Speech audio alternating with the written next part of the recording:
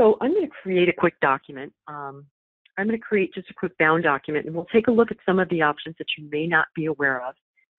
So I've selected to create a spiral bind, and then I've got my files in a folder, in a different folder. So I'm going to go into that folder where they sit and just start grabbing the files. So you may not be aware that if you just double click on a file on the left-hand side, it'll show up on the right-hand side. And for those of you that haven't put documents together that consist of a lot of different files, this is what our training friends and our RFP teams are doing. They're putting all the pieces together one by one in the sequence they want them to print.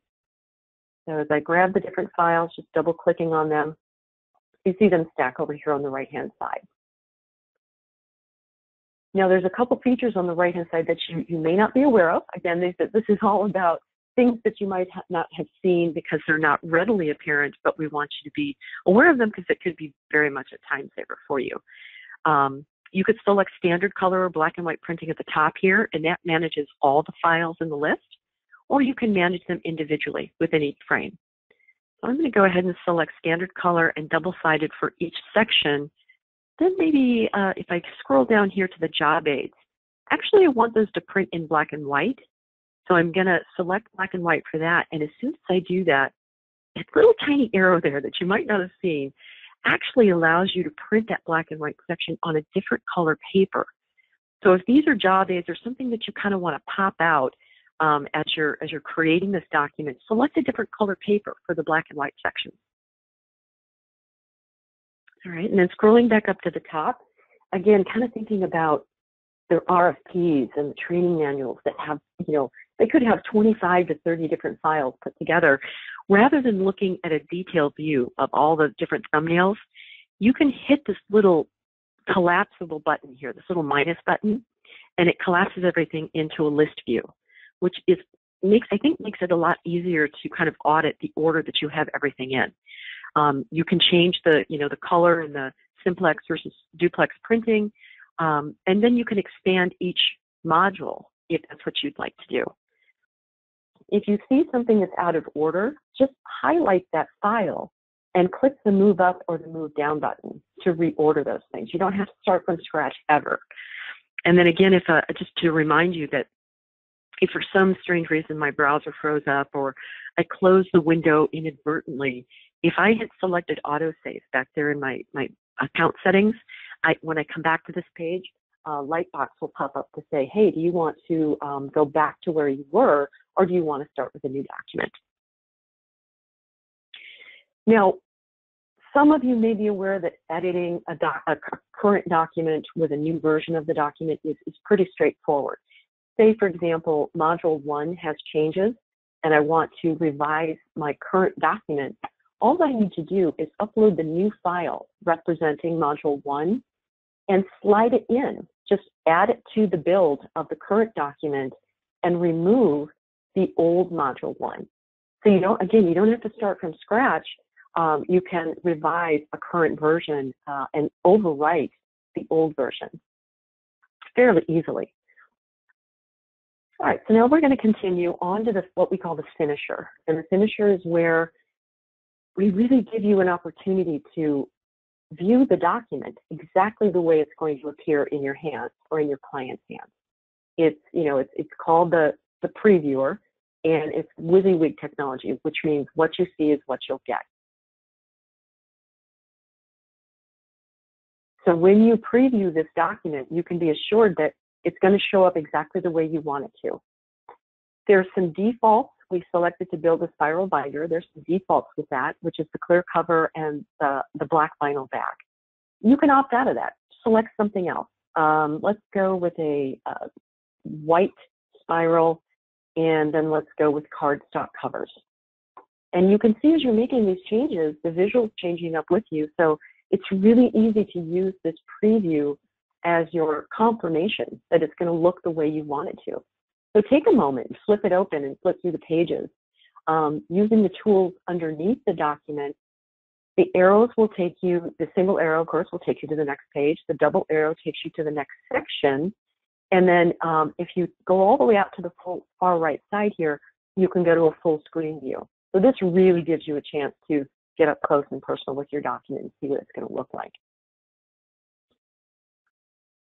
Over here on the left-hand side, there's a number of options, and you're probably all familiar with that. It's basically, you know, you can choose to have printing on the inside and outside of your front and back covers.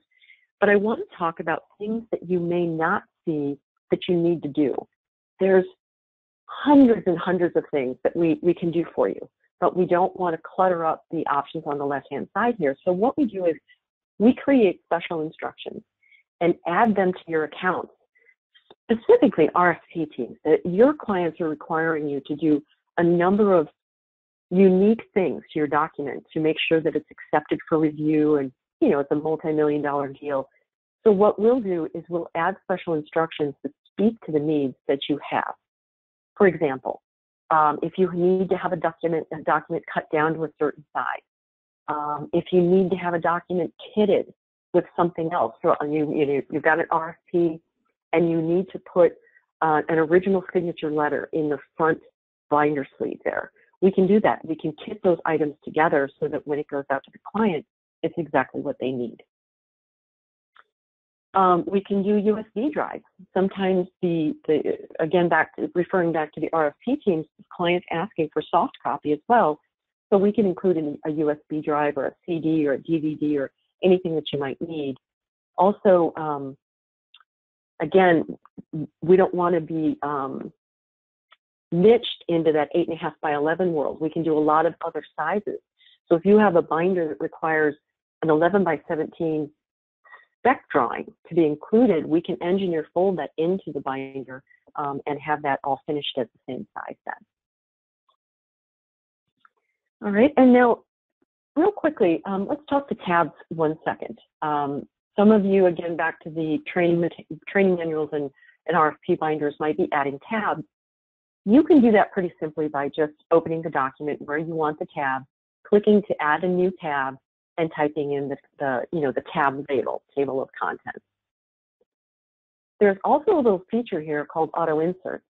If you click the auto insert button, it automatically, and I love this feature because it just saves time, it automatically puts tabs into your document. Let me go back here real quick.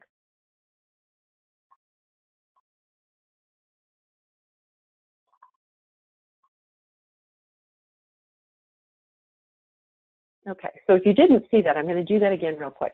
Click the auto insert button and then continue, and you'll automatically have tabs placed between each one of your files.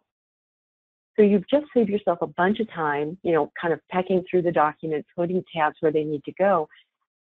And you see that there's tabs, there's labels already on my tabs. It's because when you use the auto insert button, it picks up the file name. So as you're uploading files to your account, if you'll recall when we were putting this document together, I had called them module 1, 2, and 3. The tab label assumes that name. So you might have just saved yourself a whole bunch of time, even if you didn't think to name the file what the tab label should be. You can just click on that tab and go in and edit it very quickly. So at least the tabs are where they need to be.